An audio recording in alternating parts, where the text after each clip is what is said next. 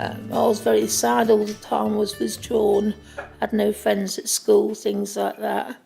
16 when I was put on antidepressants for the first time. I think my gran's death triggered the self-harming because Gran was everything to me.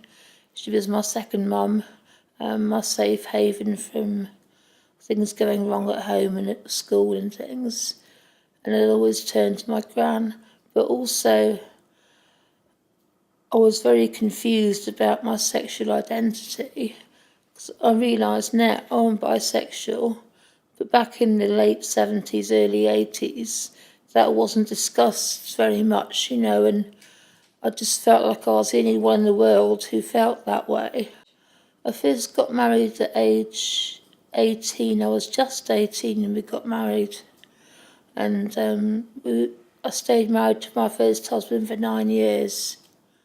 Just after we got married, I got very depressed and found things difficult to cope with. At one time I was self-injuring twice a week, up at A&E requiring stitching, and things got quite bad. I was abusing alcohol and medication. I was going out and getting drunk, and basically if I could find a nice man I'd sleep with him, just out of sheer desperation to feel somebody close to me for an hour. I got diagnosed with borderline personality disorder, and that's helped me understand myself a lot more. Understand that I get mood swings, that I find change very, very difficult, that I'm an insecure person, and that I tend to look on people either as like a godlike figure or like as somebody out to hurt me in some way. At one time I was self-injuring twice a week. Now at the most it's twice a year.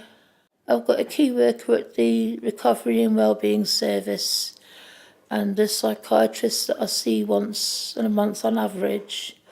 If I need to see them more often, I can do. But the support is an awful lot better now than it ever has been. Please talk to somebody, someone you trust, maybe ideally a doctor or a psychiatrist. If you really can't face talking to anybody else, at least talk to the Samaritans. They'll help you and guide you. It's important to reach out and make contact with people. I know it's the hardest thing to do and all you want to do is have a duvet day, but it really is important. Self-injury became a big problem for me, and I think that's a lot of it was to do with the fact that I wasn't given the treatment I needed at the right time. Now the treatment is there, it's available. People do want to help people, and I genuinely feel that if I can help one person, then that's worthwhile.